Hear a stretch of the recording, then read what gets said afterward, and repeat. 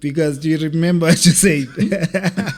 You said one of your businesses, if you sold it today, you could sell it for $1 billion. 100%. Billion with a B. I studied this course of a degree. Then I went and I studied myself how to be creative. Then I can create and compete with designers. Then I went and I studied how to live with artists and make artists powerful.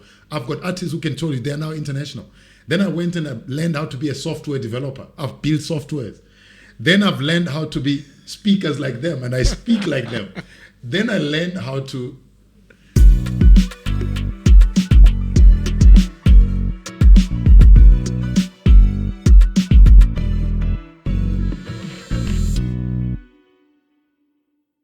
Welcome to another edition of Mindset Profits. I have Mr. Talifhani Banks today, but I want to do something I don't normally do. Let me read you a couple of things. BRICS International Award, South African Entrepreneur of the Year 2022, Tech CEO of the Year, IEOM International Award for innovation. TT100 Award for Management Systems. I've won a lot of those for analytics, yeah. And I was about to say there's like a whole list. I would have a 2-minute intro just reading your awards. Yeah. Management of technology, management of innovation, management of systems. These are good awards in the medium enterprise. Yeah, they are company awards, those ones. Brother, welcome to the podcast. Thank you so much, my brother. I appreciate it. You've been doing well. Thank you. I thought it's time. It's time. It is time. No, we appreciate that you're here. I think there's a time that we went to talk in Mpumalanga. Yes. And your intro just hit me at the edge of my seat. Yeah. Thinking, what? Because do you remember what you said? You said one of your businesses, if you sold it today, you could sell it for $1 billion. 100%.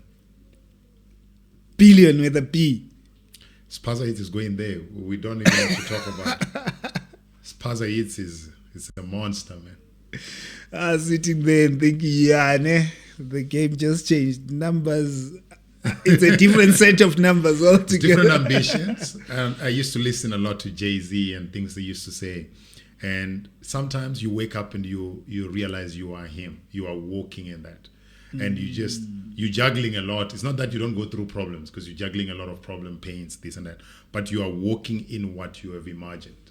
Yeah, which is exciting. Man, how did you decide that entrepreneurship was going to be the way for you? At one point in your life, did you feel like, you know what, let me jump into this entrepreneurship thing? I used to have this we can say it, some snaps that comes in your mind and just says, but you should be doing entrepreneurship, you know. But I always resonated entrepreneurship with what we used to do with my mother back in the day. And I didn't want that type of I wanted entrepreneur where we're making proper processes, manufacturing, things that have a system, because I studied econometrics. Yeah. And then after university, I worked for retail, and retail opened my eyes about how business works. At that level. Because I was a data scientist. A data scientist overlooks all business, from operation to suppliers. Who are we onboarding? How much are we going to make from these guys? To finance, to marketing. You are a striker. So yeah, that's what I was playing, striking. To smart shopper, consumer insight and things like that. And I work for Smart as well. So I was able to understand now business, overall. And how long was that phase, working in corporate and just learning how the game works? I worked in corporate 5 years. Started corporate, by 28 I was out, but I worked for 5 years. Okay. Yes. You're not afraid to jump ship from corporate to entrepreneurship, because many are scared. It doesn't work as well. And they listen to me and they say, see, he's talking dreams. But the difference is I talk what I'm doing. I'm not talking theory. I walked the same journey, and I was, at some point, it took me 3 months to hand over the letter of resignation. So you have to understand, I went through it. It's a mental game, and it talks a lot to who are you talking to around you, because your network is your network. It's who are you to, who's giving you advice. There's a person who's telling that, hey, I want to start my thing and I want to do. He doesn't have confidence in himself. So you'll be saying, no, but you need to plan and you need to take 3 years. You look at who was there. You see, it took 5 years. And he's projecting what he thinks might work for you. And to be honest, you are a new program that needs to be started. So you need to understand you. The degree is to know how much you know about yourself, not about somebody else. Because if you know you know how far you can go. Because it's stressful. You can kill yourself with this when people are calling you in different ways. When it's my money, so you need to know. You need to know what can you take. You need to know the probability. But for you, the belief in yourself. At what Yes. point did you feel like I've learned enough? I know enough to do business. Because I think a part of the fear comes from that. Yes. What And if I let's talk don't know enough? Yes, let's talk about that, because a lot of people say, no, I'm a genius. I'm smarter than him. It's not that. Yeah. The genius is how much are you confident in you. Yeah. And confidence, it's only built on you being in the gen. Yeah. Have you sold before? Have you seen yourself being on the field and people rejecting you? I've done this.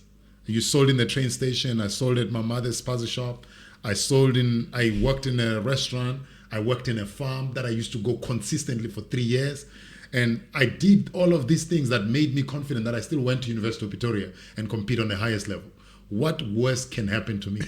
What worse can happen? So you were doing this before even Since I was varsity? 10, I was doing this. Since I was 10, I was on the train station. I was helping my mother. I was buying stock every day. And I grew up in town, so I was around shops. Store owners used to know me. Like the store owners who can see me now and say, I'm not surprised. I was that kid.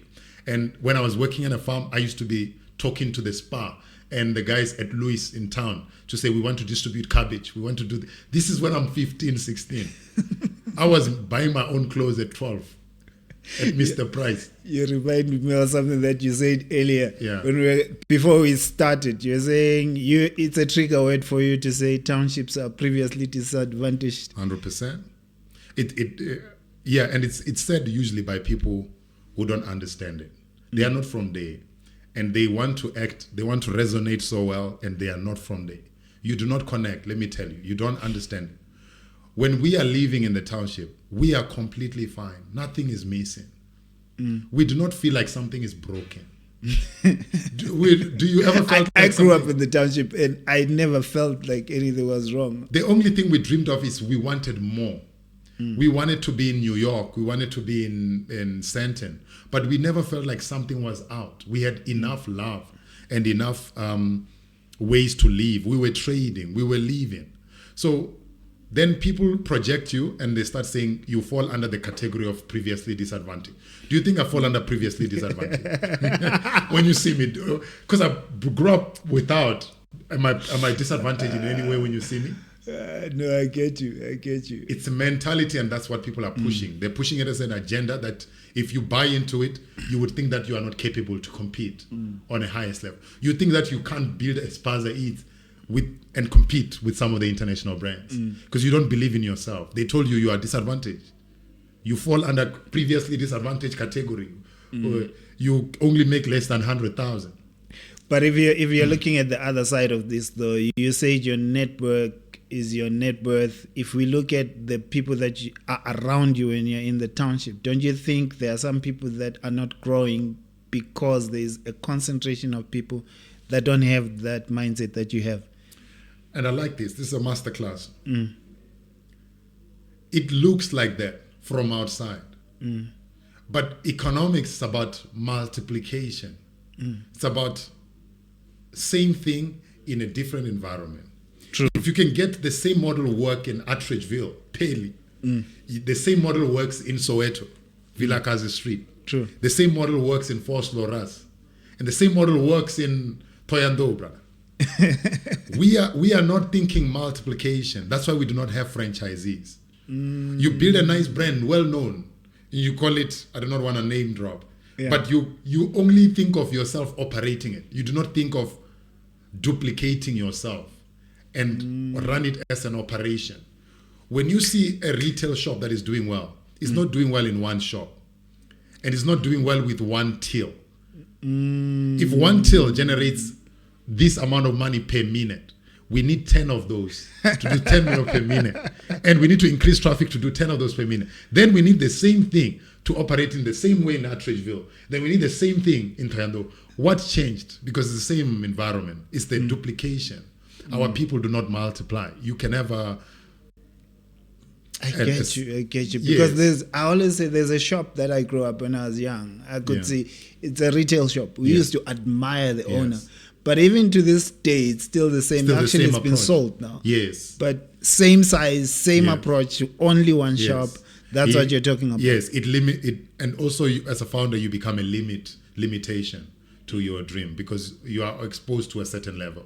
That's why they say you must read, you must keep exploring, go travel, and what they are saying that you must expand your horizon, expand your view, because if you are saying that okay, I'm already doing 500,000 a month, I'm fine. You are fine, and there's nothing wrong, but you are fine. You are fine. But if it's somebody else, same approach, he could have said, "Oh, I need 3 of the same thing," and we shouldn't categorize these guys as previously disadvantaged. No, they just and they have mastered that environment. They just need a knowledge of a multiplication and stop running as a basic survivalist way. When you can't get it, you go pay school fees, you go pay this, then you come back and do the same thing. It's about how do you duplicate the same thing, and then you've got operational team, you've got finance team who are managing different stores. Then you've got business analysts who are analyzing how much you're making per minute. How do we increase it per minute? You know, that's what it is. And for you, you can't do that while still in the township. I'm a data scientist. I build Analytics X, which is a data analytics company, which we analyze data. I was doing this for Pick and Pay. I did this for Massmart, analyzing different brands. So what I need to do here is to build an ecosystem that a lot of people are there. Then I say, oh, quarter, 50 rand. Okay. Oh, one meal, 150. Then I said, the meal that is doing so much at this time, especially during Thursday, Friday, Saturday, is this one. Then let's put it on promotion. Let's run. We can win. I will. And you're thinking I'm doing this for one store. I'm for 4,000. and I'm not saying that I'm there yet. I'm saying that that's the mindset of this guy. I'm thinking like a data scientist. I'm not thinking like I will make. Let me tell you, retailers, they make 3 rand per product, like 3 cents, 10 cents. Margins are so small, but it's about volume. So when I'm running Spaza Eats or something like that, it's about how many orders you're getting per minute across different regions, different stores, and things like that. So when I was building Analytics X, we were helping different corporate companies to understand data and use data to optimize their business. So it's the same skill I'm applying on Spaza to say, how do you help these businesses become bankable and help them increase their sales? And as they increase their sales, automatically you are a merchant bank, so money passes through your merchant bank, and you can prove to a bank how much you're making. If someone in the township listens to you now and just tries and understands, what grew you? Did you have mentors? How did you develop that mindset, the way you think right now? Because it doesn't just happen for many people. It's a long shot. And a lot of people talk to me because I'm a relatable person. Yeah. I can sit here and listen to you and I say, I think you are right. And then someone is like, but he's not telling me what I hear him talking about. I think he doesn't like. It's not that. I listen to people based on their view, and I try and understand them based on their view. But it's hard for me most of the time to correct them at that time. And I know people who used to have a problem with me not telling. They say, no, you're not telling me the truth. You just tell me what I need to. And I'm catching you from where you are. And I'm trying to take you to the next level. But people are not patient with me. So what I'm trying to say now is, if you are thinking of, or if you have a restaurant that is selling quarter, you are already doing well, way better than graduates and professionals who are earning in corporate. And why I say this is, how much a graduate makes a month? 30 to 50, depending. And then you have to clock in. You have to tell you what time. They have to govern you. You're in prison mentally, psychological. I'm saying that not in a bad way. I'm saying that you are not free to express who you truly are and who God gave you, the talents that God gave you. But when you are saying with all your heart and your creativity that, I can make this quarter like this, and I can make a shop like this, and then I'm going to sell, maybe in a month you are making about 10,000, 15,000, you're already in a good position. Yeah. the difference now is the business acumen now. Is how do you scale this? We need to look at your positioning. Are you in the right corner that most people are passing? Are you bankable? Do you have a POS machine that allows you to take card transaction? Because sometimes some of them, you're passing, no, we don't do machine. Listen, you need to take every coin. So if you need a POS machine, I'll give you. Spaza is giving free POS machines. All right, so we'll take a little break and deviate to what you do so that people have an idea. Yes. When you're talking about someone who's afraid to have a machine because it has charges and they don't want the bank to take, I know you've got an innovation. Yeah. Talk to us about that one. Spaza wallet. Yes. So the idea of a Spaza wallet is we are living in a cash-driven market, especially township. Mm-hmm. And other economies in the African continent, you've been to Kenya, you've been to others, they are highly using mobile money. And mobile money is a technology used for digital transacting. And the economy is moving to digital. That cash money is still powerful, but it's not making economical move easier. So we want to get people to be online, to be transacting. So we wanted to build a technology that allows every person with no charges to be in that ecosystem, whether you are semi-skilled or low-income earners or whatever you are a nanny, to be paid through Spaza wallet. Because that will allow you to buy, receive money free because you're able to buy electricity. Now I'm adding different suppliers. I'm talking to DSTV, talking to ShopRite Money Market, different guys. And I'm naming them because they need me to name them. And for the fact that ShopRite can call me, you should know. Yeah. It means there's a market. We are not playing. Yeah, so that is what we're trying to do. And also eventually integrating into Spaza Eats to a level where as long as you have a Spaza wallet, you can also buy on Spaza Eats. But also with Spaza wallet, we want to integrate POS machines. So you can have your transaction, customers buying from you and you see your money real time. You're able to buy same time. So it's a fintech technology. Spaza Eats is running like that. Yeah. Yeah. So the first time I had an encounter with it was when I was in Kenya. Yes. And it's M-Pesa then. Yes. I was just surprised at how people were taking money from their bank account, loading to mobile money and just buying with their phone, even on the street. Even on the street. 100%. You see, when you travel in the continent, you realize how they have made their problems more efficient. Because somebody says, why don't you have bank cards? You don't need bank cards. You don't need it there. You need digital transacting. These solutions have been big in the continent that we need to bring them here.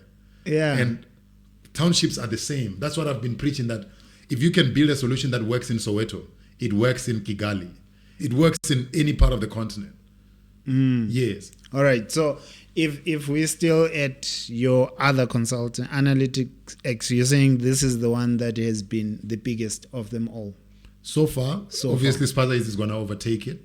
But Analytics X is a consulting company, just like any consulting, we either helping large corporations or emerging companies with building them technologies or helping them migrate data, a lot of cloud computing from on-prem to cloud, whether we're using partners, cloud partners, AWS, Azure, and them, and Huawei Cloud.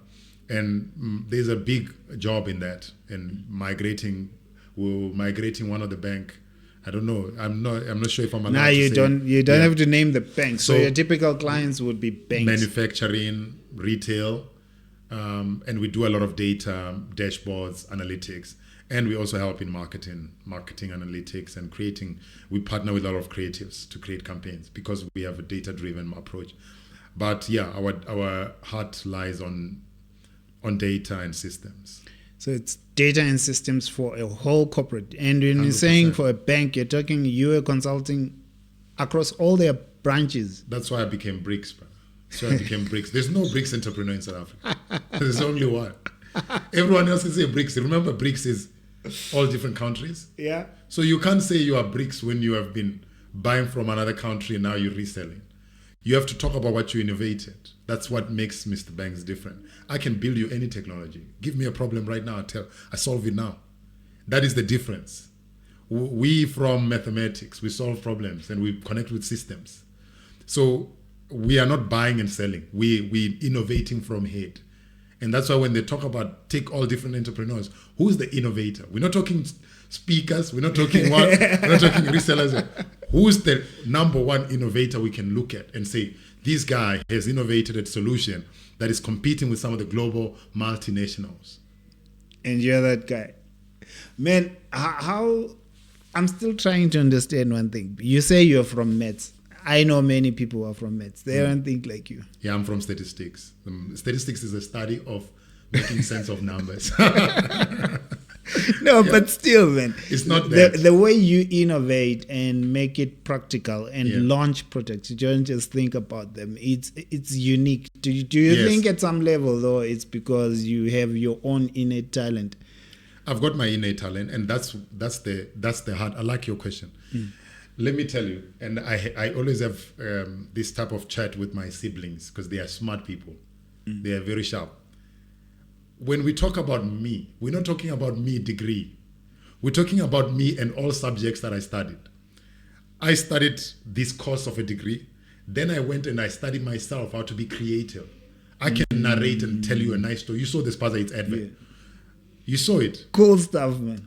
Then I can create and compete with designers. Then I went and I studied how to live with artists and make artists powerful. I've got artists who can tell you they are now international. Then I went and I learned how to be a software developer. I've built softwares. Then I've learned how to be speakers like them, and I speak like them. Then I learned how to, back in the days, they say, you've got too many ideas. You've got too many ideas. Now I use that ideas into my advantage. If I'm in the boardroom and they're saying this won't work, I've got the third one. You don't have your blank. I've got the third one. I'm not working out without. So all of that combination is what makes me. And the fact that I've lost, I do not have low self-esteem. I've got confidence. And the confidence was built on me selling to a person that I know won't buy, but I still go. People don't do that. When I was young, I was selling to people that I could see they looking undermining me, and I could still go. Some of them they bought from me, and some of them didn't. But I learned those days that it's not about how you feel now. It's about what you're supposed to be doing. And a lot of people work in how they feel. And because you're working in how you feel, you can't outcompete me. I came in this business of Spaza It's. Spaza is it's a new business, 2 years in. Yeah. But I've got corporates calling me. Why are they not calling you? Your presentation is not, it's limited. But I know how to present what I have in a way that makes me exist with corporates. And we go together to market.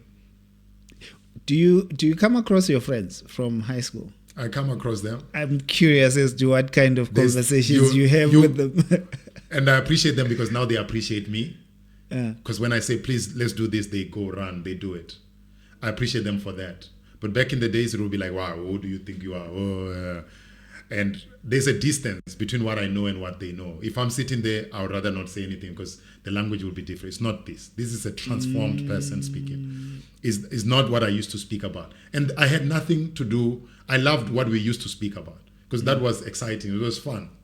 But it had nothing to do with my potential. I was gifted. Because I'm a gifted mind. You know, some people are gifted hands. They do so much with their hands. Some people are gifted with anything else, and I'm gifted with my mind. Yeah, some with speech even. Some with their speak, they know how to speak well. Even the things they don't do, they speak it well. That you will buy, you'd rather invest in them than a person will do, you know? But if I'm in the room, we have to talk about solutions, I tell you, I'm going to come out. At what point did the head come?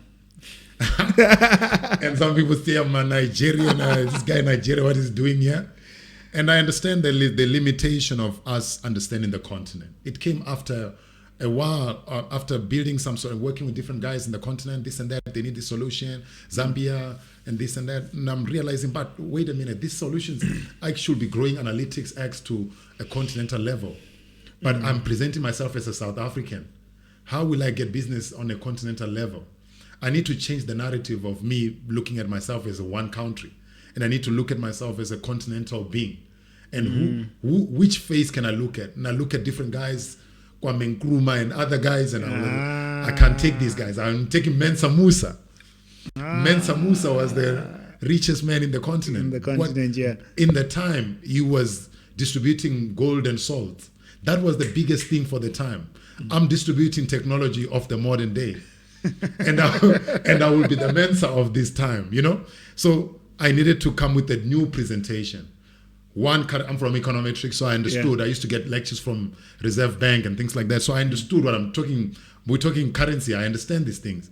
So I was like, in the future, I see one, if we're talking digital, I see one currency, one president, one continental political system, and I need to be one of the entrepreneurs who are living in this ecosystem. And how do I present myself? Mensa. I took the hat, got this in Ghana, and I bought a couple of them, and I'm running. Also, that's the inspiration. Yes. And it's powerful. Actually, with what you're saying now, you're saying it on the back of what we're seeing Trump doing, because there was a tariff day. Yes. Do you ever think of something like that and feel like we should be scared as South Africans or Africans? I think of that and I said, I wish I was a president right now. Because I was going to go toe-to-toe business. I know what he's trying to do. He's trying to make you fear. Everything is built on fear. And if you don't have enough courage, you will take it. I'm going to put tariffs as, bro. Because I saw on his list, South Africa is on 60%. Let me tell you, these guys are like bubbles. They're living on pillars. And I would like a lot of people to understand this. They are living off people's minerals and resources. They do not have anything. It's just bubbles. It's just presentation. They are good speakers and good branders. They know how to brand things. We have resources, minerals on the ground. If you're looking for coal, you get coal anywhere in the province, in the continent. If you can sit down with your presidents of the continent and say, this is what US is doing, let's put tariffs on all resources, all minerals. Done. Done. You see it with Congo, you see it with South Africa, you see Ibrahim Traore, what he's doing. He's doing amazing work, eh? That's it. You need to deal with these guys like that. And remember, South Africa is one of the biggest distributor of minerals. These guys are living off South African minerals. They're building their cars, their whatever, through our minerals. You put that on, they shut down in the next 3 years. Shut down. So they tell you things that you don't need. Like, we don't need their movies. We don't need their music. We don't need their products. Products in China, bro. Producing products in China, you've got minerals. You need America. You think you need them with their currency, but we've got BRICS. So all of those things can help you dismantle. You have to go through a period of reorganization, and it might look like it's a recession, it might look like it's a trough, but it's not it. It's a repositioning, because now you cannot have an economy where they benefit off every transaction that they do not deserve. Like right now, if you're going to pay anything in dollar, when you're in Rwanda, you're paying in dollar. They get paid. They get paid per transaction. It's that model that I was telling you. You get benefit from everything which you didn't work for. That's what makes the dollar powerful. But dollar is backed by what? They used to back it by other things. Now they back it by oil. Which country have more oil? You go to the Middle East. You know, but still, gold bars are still the most powerful. Yeah, they've played it smart. Yes, but when you look at Africa, and with what you're talking, actually, I believe the same. I pray for the same. One Africa, united Africa. But when I travel, it's always amazing how we are received so nicely outside. But there's a question that keeps coming. Why are you guys so angry? Why do you guys hate on other African brothers? I'm asking to say, your vision is one Africa, one united Africa. Do you think, with the context of how we are so divided, it can be achieved? Because I look at even the DRC now with a war zone, and you've got different African countries involved trying to pick sides. Yes. It seems like they're failing to even get it right on just that one. Or even now with the GNU, GNU in South Africa just falling apart. Yes. We are one country. Yes. And it's so hard to just agree on managing the one country. Imagine once it's 54. I would like to say all of it, but I wish you were asking one, because I've got punchlines. Oh, you've got stuff on each. All right, no, we can go. You start with Eddie. Firstly, divide and conquer is the model. When you have 54 presidents, you can enter with any of them. When you have one president and all these other presidents are ministers, we're all running with one mindset. So there's no entrance in Rwanda. Got you. You're with me. And currency, we're not trading with we've got African currency, so we can trade, intercontinental trade. So those things become a solution. Now, when you talk about that now, you also talk about systems. It will be easy to have a system like Espaza is, to exist in different countries without having to wait for regulations. I get you. You see, that's expansion. America is one continent. It's a continent made of different countries. They call them cities. So why not have countries as cities? United States of Africa. States, yeah. Then now when you come inside, like I always say, these are 54 rooms. It's one house, one family. There's always a room that feels like it's better than the other one. It's the mindset. Didn't you have families who stay in the city or somewhere and they feel like they're better than everyone? That's South Africa. South Africa feels like they are, and most of them haven't traveled, so they don't even know what they are protecting. You haven't been outside. That's why you are protecting small things, and you're not thinking economics, you're thinking politics. Politics helps you to deal with this political stuff, but the economy runs on economics, and economics is about expanding the market. The reason why some people cannot grow more than 3,000, they operate their business in one area. One geographical area. If you take that same business, multiply in different areas, you make more money. That's what other guys are doing. There's no science. There's no other. It's the same thing. Diversifying across countries. When you go to Zimbabwe and you launch Espaza Eats, do you think it will work or not? I think looking at the reception, I think it will work. 100%. If you launch it in any country, it will work. We sell African food. We sell what they are eating there. Then we also have some electronics and other products that they would want. Why not? When you're in Zimbabwe, you're selling Saza and what they are eating. When you are in Ethiopia, they eat different meals there. You sell that. You localize per culture. Even in South Africa, we have different cultures, but you have to localize. It's the same way you have to multiply. The idea of us fighting against each other is not that every African continent is fighting.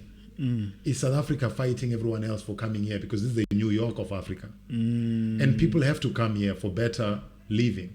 But if you start connecting and start working together, you'll help other economies develop. And you will help yourself in the future and your kids to have multiple places to stay in. It's like you have 54 countries and only one country is doing well. You are bound to have a problem. Everyone else is coming for the one. Yes.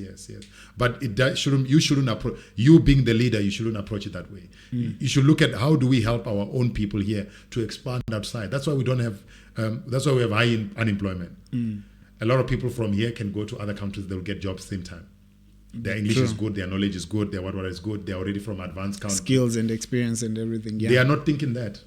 When they think jobs, they're thinking Gauteng, thinking Cape Town. Man, there's jobs in Botswana, Gaborone. There's jobs in land. Yeah. There's jobs in Kigali, in Tanzania. Yeah, interesting. Because even when I did the Tanzania, Kenya, it was Tanzania, Kenya, Kigali. Yes. I have gotten some invites. Yes. Why don't you come this side? 100%. And I always think, yeah, man. Tell me, how was the energy in East Africa compared to here? How was the energy of reception? How do they carry? How do they Just make you feel? vibrant and alive and welcoming. It's like, oh, brother. It's like they're meeting me for the first time. Brother and from like, another mother. Yeah. It's only here where we don't see it like that. That's why I had to change my presentation. I would rather be South Africans. There are some South Africans here working in a till who say, hey, these Nigerians talking to me. and now I've reached a point where I just like ignorance, and I cannot teach this.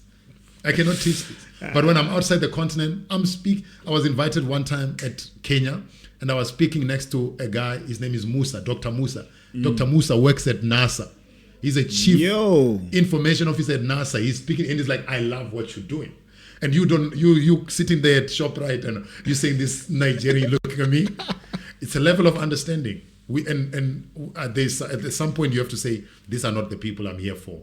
But the people we are here for, we need to educate that if you're going to be a young professional, if you're going to be a business owner, think beyond your small area. Think multiple province. Think multiple countries. I launched Spaza Eats in Gauteng because of regional understanding. But once I got the model, what is stopping me to open Limpopo, to open Cape Town, to open Mpumalanga? What is stopping me? That's what I'm doing. I'll tell you one thing that someone will immediately say, this is what's stopping me. They'll say it's funding, and the government is not funding us. Do you know what? Can I tell you? Can I add? And I don't know. Because it seems like even the government now has a problem with me. Let me tell you. Just pause. There's no government. Just pause. There's no government in what you're doing. Yeah. Because there's no government coming to save you. Mm-hmm. The government is also looking for ways to get the economy to function without them. Right now, yes, you are hearing about what they're doing, stock distribution and pause is to help you to activate. But the government itself, the people who are running government, do you think they're good with technology, AI? They're not thinking that. So we need to find a way to build businesses that exist without thinking government. Resources are in the mind. When we say someone is an entrepreneur, there's a difference between a businessman and an entrepreneur. A businessman is selling watermelon, 40 rand per thing. Yeah. Entrepreneur is cutting them in pieces, 40 rand per piece.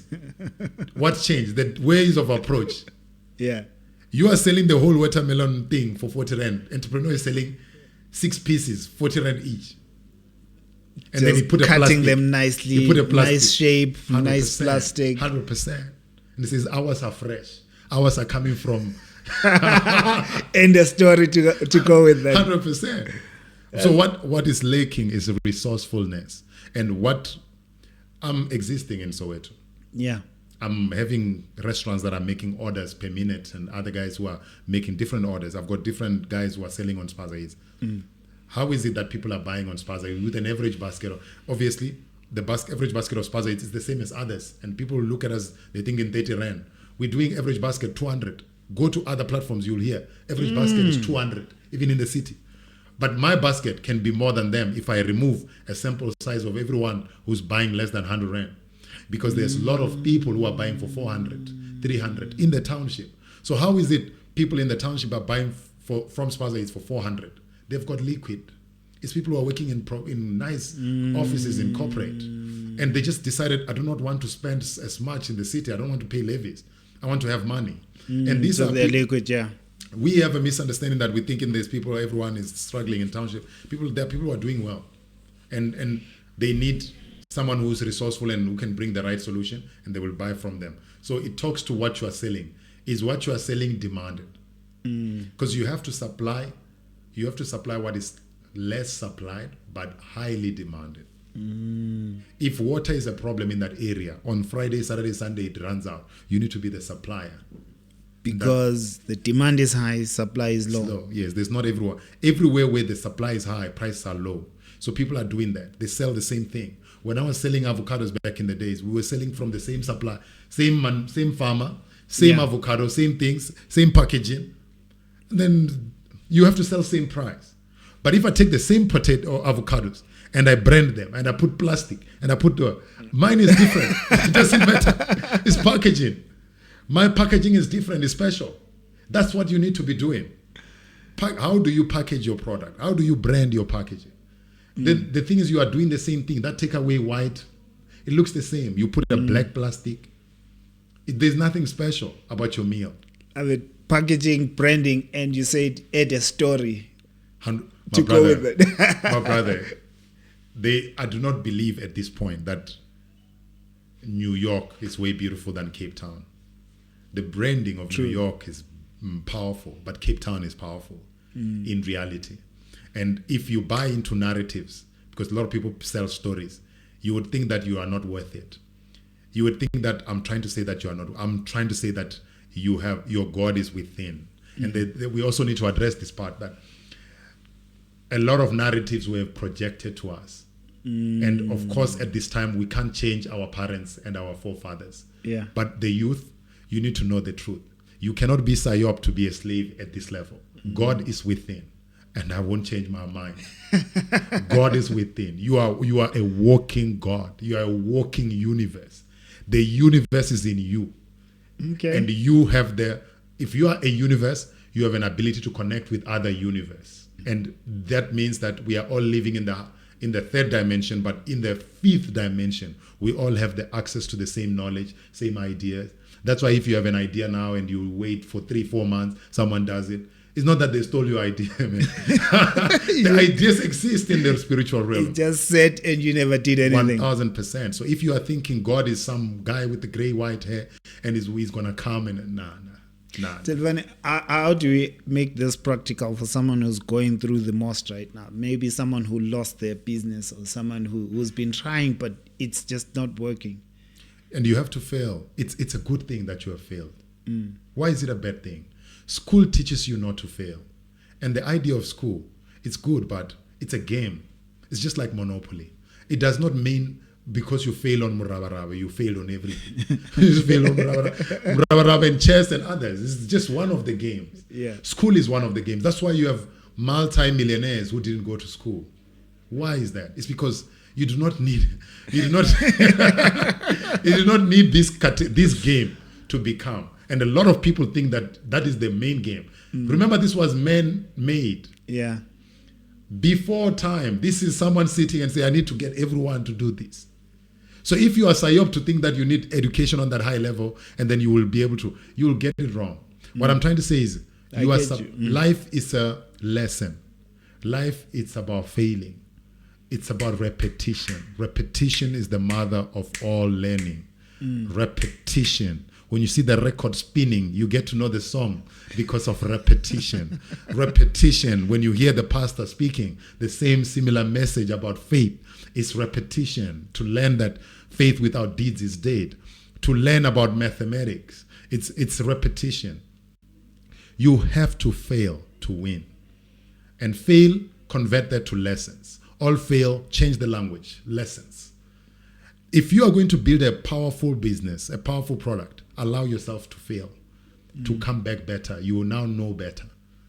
Failing, bro, we came here with nothing, we're leaving with nothing. Everything you're getting here, it's a deposit. So losing, you still have clothes, you still have a house, you didn't lose. It was not your turn to win. And took it like that and say, what else can I do now that will improve my idea and what I had?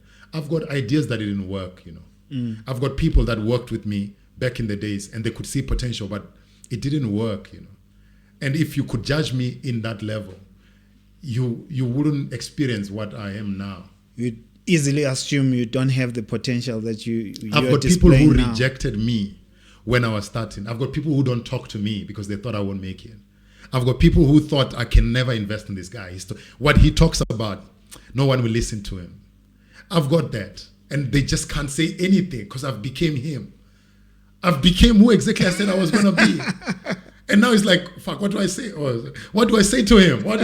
Can you say that he won't make it? Because he's done it. I've done 1,000 on a medium enterprise. And now I'm about to do it again with Spaza Eats. You can't say I do not know it because I've done it. And I've seen people growing. You see, the advantage of me is that I won in multiple industries. I won in corporate. My last job, I was serving to a CEO of AutoZone. You can call him Derek, ask him about me. I was performing. Then I went to business. I ran my first company. I became over 16 hours in technology, and I became BRICS top entrepreneur. Then I'm starting Spaza Eats. I'm competing with Spazas, and you see now corporates are going to the township. Do you see them? Yeah. And they are calling me to be part. Hey, because I'm an innovator. I'm a visionary. You have to lean towards your talent, and my talent is that because I live in the future, I have a high chance of getting the future right. So I saw township being the future. I saw continent being the future. And I said, I'm going to bet on Spaza Eats to build a solution that is targeting township. Now corporates, I said, how do we plug in to you to distribute stock directly? Do you have mentorship programs? I used to do it, but imagine one. I do not have time for that, to be honest. And I don't mind it. It's things that I used to do for free. But now, because of what I'm doing, I'm going through a lot, And somebody, when they see me, they're thinking, this guy is just Spaza Eats. No, Spaza Eats, you're making payments. And then you've got a business. And then you've got analytics. And then you've got models to innovate. And then you've got business partners. And then you've got clients to deal with. It's all of that I'm doing. Then you've got message that you need to preach. Because you're a preacher at heart. You need to come back and serve. Remember, you sign an agreement with the higher power that if you allow me to be this, I will serve back. Greatness can be transferred, and that's what I'm trying to do. When I'm doing this, I'm not saying you should pay me. I'm saying that I need to help you unlock your mind so in the future and our kids can live better. It's beautiful, man. Back to something that we talked about earlier. You said I should remind you. I'm reminding you now. Okay, yeah. Do you think we can work together as Africans? If you're looking at DRC, if you're looking at the GNU breaking up, do you think we have that in us? 1,000%. Remember, the enemy is not inside, it's outside. The enemy is your European countries, Western cultures. They want you to be divided. If I want to get into your family and I want to dominate in your family, maybe I see one of your brothers doing well and I want to work with him, I'll start telling him, hey, your brother doesn't like it. I've seen how he looks at you. That's why you see, when we are growing up as brothers and siblings, we are fine to each other. And then you have wives and then things don't go well. What changed? It's the external forces that is explaining the same thing. And it doesn't take any science to understand that there's an external person who's saying the same thing, who's saying things that makes you not connect. It's the same thing with the continent. We've got presidents from outside talking on a personal level. Yeah, I will supply you with missile. You're supplying with missile to kill your brother. You know what I mean? The idea is so that you can fight him, so that we can go and get minerals. I know they've got most of the minerals concentrated within their country. Congo, most of us. It's like the richest 100% of all African nations. My culture, Chivenda people, they come from that side, Congo, going to Ethiopia. Most of us come from different countries. Congo, brother. And we need to understand where most of us are coming from. Some of them Nigeria, some of them this side of Ethiopia. Christ was born in Ethiopia. It's not in the book. It's only when you go to Ethiopia you learn. Is it? Yeah. In the one that was written multiple times. Nah. And I'm learning this as I travel, because I used to preach as well. And I realized there's a psyop in this. And if Africans don't realize all those faces in the Bible were Africans, they won't get it. Because these are all African prophets. I keep coming across information like this, but no one has come with some like this. We are descendants This of is Yeshua. the book that you need to study to see all of this. I even met someone, a client, who was saying, these African Jews, Hebrews. Yes. I didn't know they were there. Here in South Africa, brother, it's like a tribe that meets. Everything starts from here. You think everything is starting in the Middle East. Everything is happening in the continent. Everything. Bethlehem is Esau. You look triggered. The thing is, there are a lot of people who are psyoped who will be thinking that I'm here to push a narrative. I do not have that interest. I'm a believer, and I believe by faith. You know, we need to serve. We need to faith without deeds is dead. I believe that, but I also believe that we are all walking gods. We are all carrying God in us. That's why they said, even in the Bible, that you are a representation of me, and you are that. And when you know how Yeshua became Christ, he's not Christ. He's Yeshua. Yeshua is. Explain the difference, because to me, I know Yeshua is just his name. It's there somewhere, and Christ's name in the Bible, and we just either sing a song. Who's Jesus? I don't know the difference. I know the names. I think. Okay, so in the Bible, for me, let me tell you how I simplified it for myself. I just said it's the same name in different languages. Yes, we just. And I think that's the best way to say it. That okay, maybe Yeshua means Joshua, and then it means Jesus. Yeah. We can agree on that. No problem. I do not want to go. But what I'm trying to say, this guy's name is Yeshua, Yehoshua, and he was born with a gift to heal.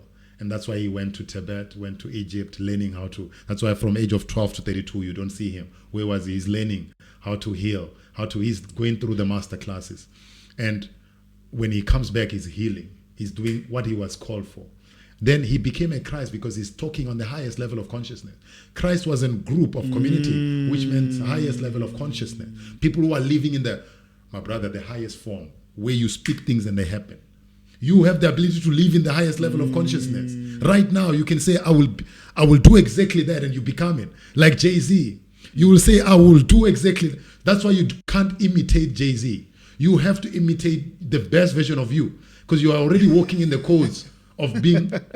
You have the ability to be Christ. When they say Christ will come back, they didn't say Jesus, Yeshua will come back.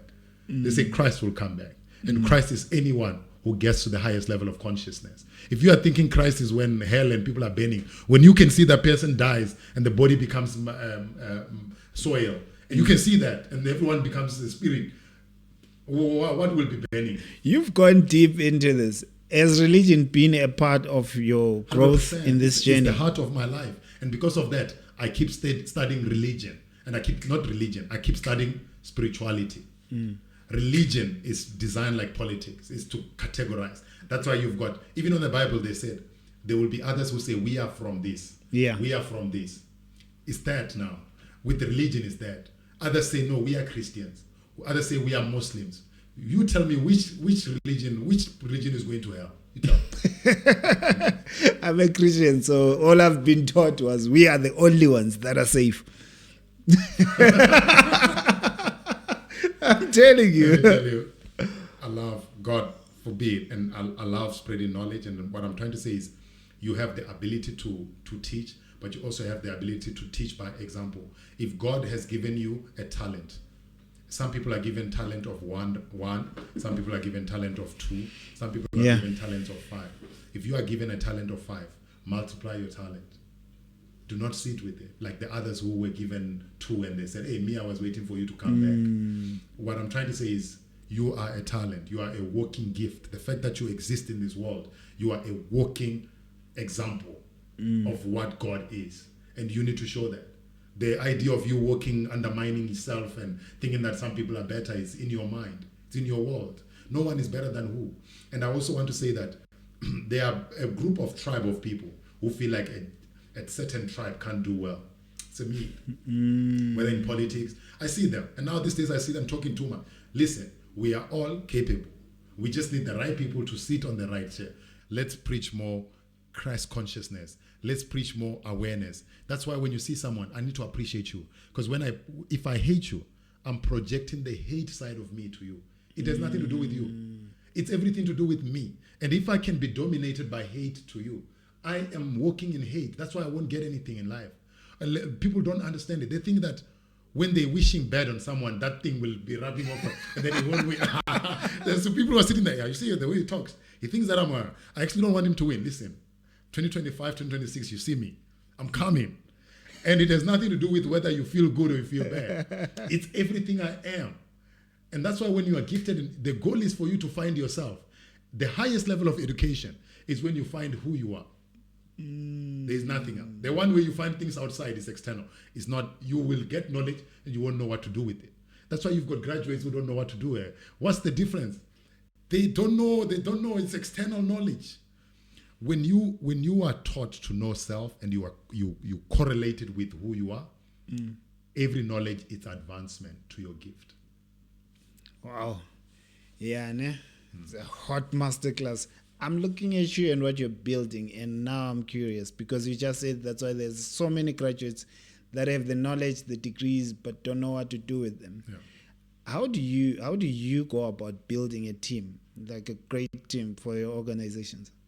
Yes, and let me clarify because I know someone's he's saying because he's privileged. No, I do not speak from privilege. I speak from poverty and both multinational company, multinational entrepreneur. You need to realize that everything relies on you. No one came to me and say, I'm giving you 1 million. Can you go and try that? Oh, I believe in you. I was also not believing in me. People were projecting their words on me.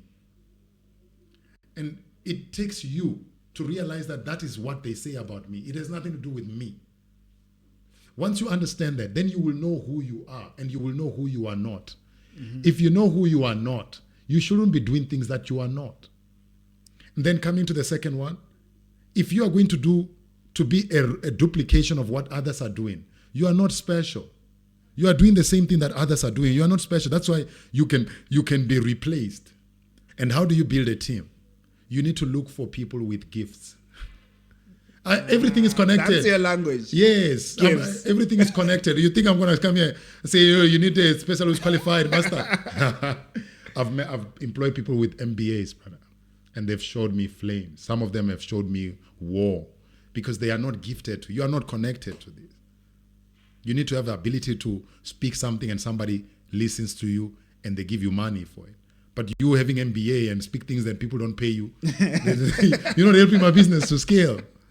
And you need to have an ability to hear a solution. Oh, this client is looking for this technology. You need to have a gift to listen to their plan. And you need to have a gift to understand the words so you can develop the technology. If we can hire you and we are paying you 30,000, 25,000, but you sit there for 3 months and you just don't know how to build anything, you are not gifted.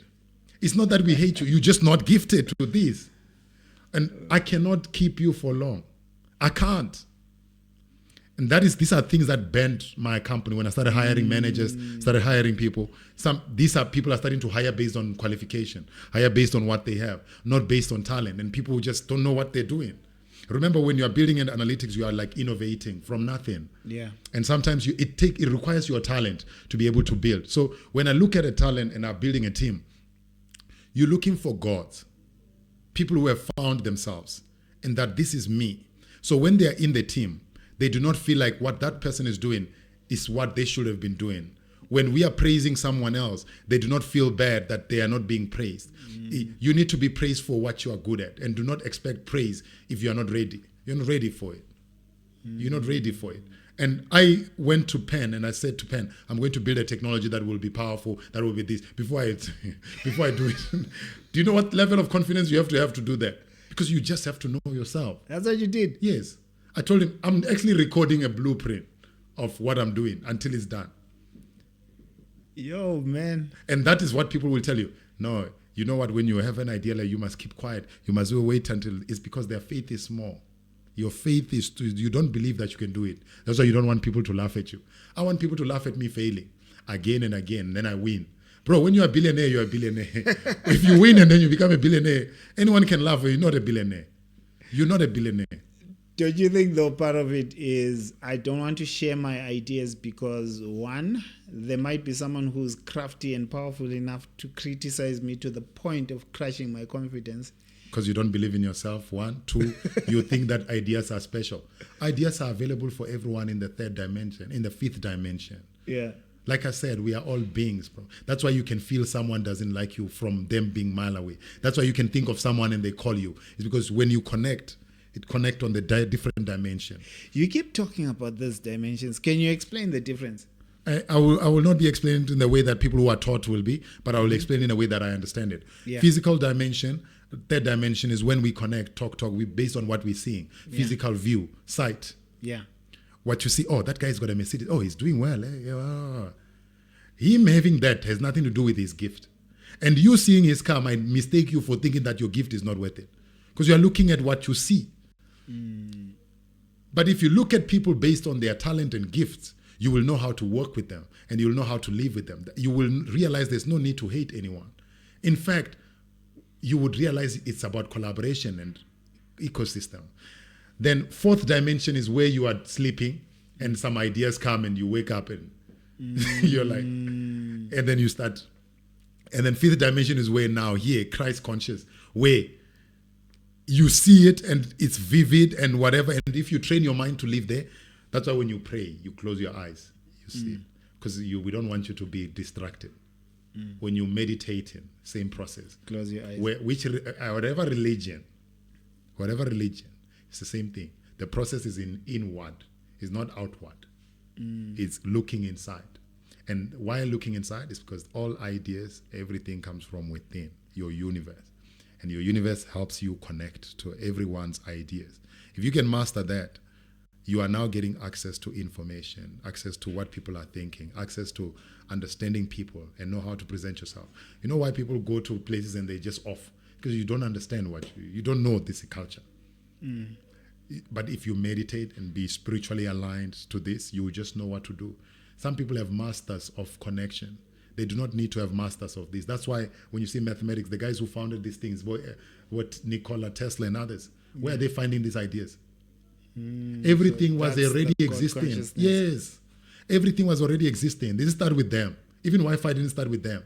Even network didn't start with them. Every frequency, even radio didn't start with them. Everything was already there. You just had a capability to understand that, oh, this is frequency. I can make people, and when we talk frequency, is the same way brain works. Brain works in frequency. You understand things in frequency, but depending on what vibration you are on. You can be on 10% and you receive 10% frequency vibration. You can be on 50%, you receive half of. But when you're on 100% frequency and vibration, you can hear what other people are saying, and that's when you hear people say, "Hey, I don't vibrate with them. They I don't vibe with them." and then the vibration is off. But what we're trying to say is, you need to be so aligned that when you are doing it, it just makes a clear sense. That's when it won't be broken. That's when you are called or when you receive a message, you will receive the call because you are not offline. If people are calling you on a spiritual level and you are 10%, you are off. Do not think that we don't want you to win. Do not think that I wish bad on you. You are just off yourself. You didn't work inside. Do you honestly think that I am sitting here hoping that you don't become who you're supposed to be? No. I will be wasting my inward talent and gifts if I focus on you. If I'm coming from the bottom, brother, if I had to focus on the people who were growing up with me in the bottom and what we need to do, I would still be there right now because I would be thinking small. I have been to Russia, brother, compete on the highest level. How many do you know who grew up with me can do it? How many do you know from tax would do it? How many you know who are working in corporate who've been to would compete on bricks? How many do? I'm competing on these levels and I'm growing in those stages. I'm not saying I'm the best, but I'm saying every time I'm trying to master myself, I'm in competition with my best version of me. The previous version of me was not that good. I accept it. Maybe I was not a good communicator. Maybe I was not a good narrator. Maybe I was bad, but it's a journey of growth. Yeah. And the time I leave this world, I would have depleted myself. That's what it is. Why were you staying away from social media for all these years? Because I think you could have started a decade ago. They wouldn't hear me. Stories but do you think they would hear me? Brother, I used to be on Facebook with over 20,000 following, and people used to talk nonsense. I say, and because I was trying to figure out myself. Yeah. And I would post things like, because I used to read a lot of Robert Greene and things like that. And I'll say, salary is the what they give you to forget your dreams. And obviously I got them from this is like 2010, 2011. Then I'll be like, yeah, keep your friends for friendship, but work with the skilled and competent. And people are looking at me like, yeah, you think you're all that. Oh. You know. Also, it got toxic at some point for you. I think I was awakened too early that the people I was living with didn't understand me. So they resented me. Some of them didn't even want to talk to me. Now when I come up, then they wake up, oh, he actually here. Now they want to catch up with him. I can't because you don't fit in. Remember in who I am now, I'm that person. If I say it, I'm going to do it. I do not speak things to pass time. You know, like there are people who fall in love who just say, yeah, you know, I want to do this. And then they don't do anything about it. I can't. I'm not inflicted with that disease. I say what I mean and I'm going to do exactly that. And the people don't like me because I say what I'm going to be. If I tell you I'm going to be a billionaire, brother, trust it. Trust it. Trust that you see me well. It's exactly that. All right. So if I'm looking at your companies, which one would you like the public to know more about? All of them. They are my special babies. Analytics X consulting company, helping large corporations and emerging companies with data. Now we're working with another company. I want to give them a shout out, Nungu Diamonds. Okay. They're dealing with diamonds and they've got data of different clients and stuff. We build them a dashboard, making sense of whatever they have. Now they understand who they should be targeting and who should they be working with and different types of their customers. And they're selling very expensive stuff, but also very quality diamond stones from here. Okay. And I work with other from retail manufacturing, but data science helps you to understand your business and to know what to do. We also build software, data analytics, dashboards, things like that. And that's with Analytics X. Yes. And Analytics X is the mother of what you see now with Spaza Eats. And Spaza Eats is an ecosystem that is built to design a system that helps SMEs accept online orders and also gives them POS machines to be able to accept orders on the ground. Yes, we understand there's other fintech technologies and they are doing well and stuff, but the limitation on that is it's one way. We do ecosystem. It's everything. You can get card payments, you can get online orders, and you can also get we can also lend you money. We can also give you lending. And we are now building Spaza Wallet, which also allows you to have your money in real time without charges. So we're building an ecosystem, not just one way, and then we feel like we want you to grow. And now when you have a full view of how much you're making, we can help you scale. That's what we're trying to do, and then expand that business across the continent. So Spaza Eats is that. It's basically a model that is an ecosystem running with a backbone of a fintech. Okay. And is it only in Gauteng or you've spread it across now? We are now going national. Let me say that. Cape Town, you are in Cape Town City Center, Guguletu, you can order on Spaza Eats. You are in Toyando, you can order on Spaza Eats. We are opening in Bombela, your side. Yo, In Bombela. that's good. Yes, I'm working with Offense Mwase, we're creating nice content, and they will be making nice stories in your hood. and, and Free State, it's around the corner. We're already onboarding in Bloemfontein. In what is that area that my team were doing? It's going into Bethlehem, going into this area that I'm forgetting a lot. But we have loaded Fixbeck, Forestbeck. This name that is very nice, but it's a local name. It's a very local name. Maybe I'm just forgetting, but yeah, we are activating in Free State. Durban, we are already doing activation. We already have over, I think the team told me over 2,000 merchants that are ready to onboard. We are onboarding others, and it's different cultures in Durban.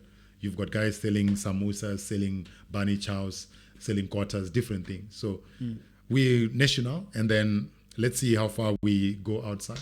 Going outside is easier. You take the same model, you go to Lesotho, you go to Eswatini, Gaborone will be easier. Which would be easier for you now because you've got proof of concept, I guess. Yes, I've got business in Botswana. Yeah, so easy work. Eswatini, I've worked on some clients in Eswatini. Lesotho, I've got one of the lady that I love so much that I'm partnering with. I want her to be the owner, the co-owner of Spaza Eats in that area because she's amazing. Yeah. That's beautiful, man. One question I forgot to ask you, and I think you're one of those most qualified to speak to. For small businesses, how do they work well with AI and technology in their businesses? Yeah, I think it's a technology like Spaza Eats is for help them with that. When you say AI, do not feel like it's too far-fetched. Yeah. AI is tools that you use that you don't have to do coding, you don't have to do this, but they give you results instantly. So you can use different tools that, for example, you want to optimize your store. You can go to other platforms that allows you to put a picture of your thing. Then you optimize your store, looks sharp. Or you ask for information. How do I grow my Spaza shop to 100,000 a month? Then they give you answers. This is your ChatGPT and others. And then you go to a Spaza Eats where you can get online orders and you can track them. How much did you make? You also have POS machines from Spaza Eats where you can see how much you're making on the ground. You know what I mean? These are all tools that come up to be AI because in the back end, AI, it's a fast version of statistics. It's data, machine learning, robotic process. You want data-driven approach to your business. You want to understand how much am I making. A lot of small business don't know which product is selling. Yeah, true. They know that they've got mohoru here, they've got nyama entloho, they've got this. Which one sells? I think that this one makes month. No, that's what we're saying. When we're talking AI and data science, we're saying understand which product makes you money so you can know what to stock, when. Because also you can stock it right, but it's wrong timing. People don't buy this at this time. They usually buy it Thursday, Friday, Saturday. Yeah. And not every time. You cook it in wrong days, people don't buy, and then you say it doesn't work. It's this customer segmentation, customer sensitivity models, understanding who is your champion customer. Who is your churning ones? Who haven't bought from you? How do you reach them? And when there's something we call it RFM model. We always build it for clients we're working with. RFM model talks about the relationship between frequency, recency, and monetary. Okay. Frequency, recency, and monetary. Okay. To make this simple, you want to understand how frequent did people buy mohodu today? Mm-hmm. How many orders did we get from, or how many customers bought mohodu from us in this month? How frequent was that?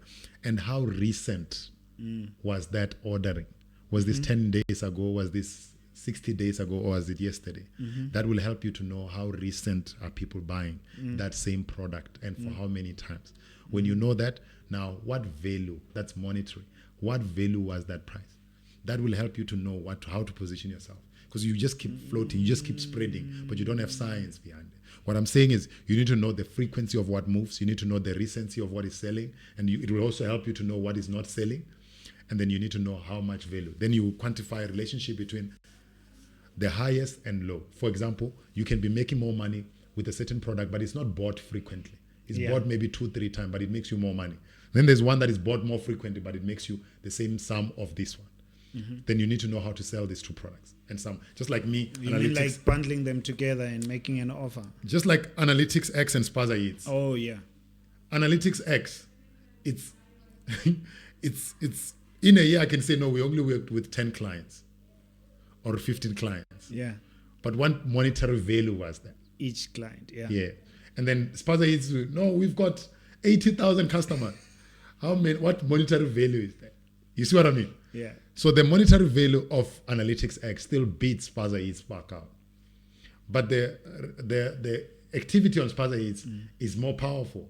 And if you can expand this to 1 million users, like now we're on DSTV, we apply to 1 million users, and you've got, my brother, let me give you an example. We've got POS machines running. My goal is to do 5,000 by end of the year. POS machines. Okay. So let's say 5,000 multiplied by an average of 40,000 per store. How much is that? Per month. Yo. This is like over 100 million per month. Per month. On POS. I didn't say ordering. I'm processing. Then I go to ordering. Then I go to wallet. Then I go to lending. So these are models that I'm building. Then on Analytics X, even if I want, it will take time to get to that type, to make a, because remember, as much as I do this, I have seen some projects that we can do, but there's a lot of politics on big tenders and things like that. That's why I stay away from them. And I just say clients who want to work with us and they know our abilities, give us the project, we'll do it. But a lot of people, they are competing to a point where they can get rid of you to compete on tenders and things. Yeah, I know. Yeah. Yeah, I was telling a friend who lost a bid and it was over 100 million, and I was saying, if you make noise and you lost a 1 million bid, yeah, you'll make noise. You'll find each other in courts or whatever. But once you're over 100 million, it means you're worth a bullet. Brother, so watch yourself. Can I tell you, the reason why I stopped talking about Analytics X, and I just want people to know, is that I had reached a point where I was bidding for contracts for 35 million a year for 5 years. These are big contracts. They are not small game, yeah. Yes, these are big contracts. And I just realized, and actually one of them that I went to toe-to-toe on a final, and this toe-to-toe final, my team had to send me because I'm the solution guy in the company. Yeah. I've got different solution guys, but in this time, they wanted me. So when I went, I'm going against somebody who works in a department. It's not as powerful. I can guarantee you I got that project. But how things worked, you can't understand the politics. You see, so that's what I said. I need to start doing things that I don't have to work. You have a lot more control over. Yes, which is Spaza, and it's gonna take me 5 years to kill it, but definitely it's a multi-billion rand entity. Man, thank you so much. Yes, thank you so much. Appreciate it. What can we look forward to? Look forward to 26. 26? Yeah. Spaza Eats is emerging on POS, it's emerging on on-demand delivery, it's emerging on wallet, and it's emerging on lending. And we're doing lending. I was talking to one of the banks. Lending to who? Lending to merchants that are doing well. The guys who are doing 30,000, 40,000 a month, will be lending them. I already have contracts from some financial banks that they want me to take. I just haven't signed them. Because I don't get moved by money. They're thinking that. And a lot of corporates approach me like that. They think, it's one of those slow ones. They are previously disadvantaged. You don't like that previously disadvantaged word. Because the person who's calling me previous disadvantaged, to me they are disadvantaged mentally when I look at them. You can't do what I do, first of all. But because you are working in corporate in a nice suit does not make you me. And a lot of these guys who work in competitor companies, they sit there in boardroom and say, yeah, we need to listen. I own Spaza Eats. I'm the founder of Spaza Eats. I invented Spaza Eats. I do not work for Spaza. I work with Spaza Eats. There's a difference. Yeah. What I'm trying to say is I am that guy. So I am not living in a character of somebody else. I am who I am. So I'm not trying to be approved, to be recognized, to get something. No, I'm living in my gift. And because it's a gift, you can't compete with the gift. I can tell you now, 5 years from now, you would have changed jobs. I'll still be here. And that's what these guys, they miss it. Some of them are already applying at Spaza Eats. Oh, It's interesting. hey, this is a blessed life we're living, man. Yes. Thank you for all that you've been sharing and teaching. I think we really do wish you all the best. Thank you so much. And Yeah. may you launch in Africa, man. I would I'm love trying to my visit one of these, because second half of the year I usually travel to Yes. the other African countries. It would be nice It would be nice. Yeah, it would be nice. come across I've got Spaza Eats. Yes, I've got Congo gave me investor visa for free, so I can open in Kinshasa. DRC, I've always been looking at that market. Rwanda, I've always been connected. With Analytics X, I used to travel in these countries easier, and it's easier to open with consulting. With Spaza Eats, I need to get region to work. Then I move to the next region. That's why I'm slow. But with consulting, I'm already in those countries. So Rwanda, Kenya, I would love to win in those economies. But you will see in the next 6 months, I'll be opening in the close ones. Lesotho, Botswana, Eswatini. These are already approved. They're already ready. Yeah. Maybe last words from you to someone who is an entrepreneur who's got the potential to work in other countries, but maybe has a misconception or preconceived idea that it's hard. Yeah, what is hard in there? Is it hard to get It's into actually the other- easiest place to be. You are coming from New York, so you are going into. Have you seen anyone treating someone from New York badly? They don't, In especially here. fact, they appreciate them. Yeah. Listening to their English and whatnot. That's how you will be treated if you go to outside. But you need to realize that it's not just that. We need to be intentional about activating the continent. When you expand, you are increasing jobs in your country and in that country, and you are also coming with some people from your country to outside. Reason why we have high unemployment is because we are depending on the same companies that are not outside. If some companies that you think are big, they are only here big. They're only in South Africa big. That's why I do not respect them. Everyone respects them, but only South Africa big respect. But you go to Botswana, they are not there. They don't exist. You go to Zimbabwe, they don't exist. You go to anywhere, they don't exist. So out of 54 countries, I'm respecting you because you're in one country. Yeah. No, we have the ability to compete. Spaza Eats can be one of the biggest companies in the continent because it can exist in multiple countries. It doesn't matter which one is doing well in South Africa. So that's how you should approach it, that you might not be winning here because we are fighting for the same pie. But when you go to Gaborone, you realize that your services are required and the demand is high and the supply is less. And the market welcomes you. Andrew, they understand what they need.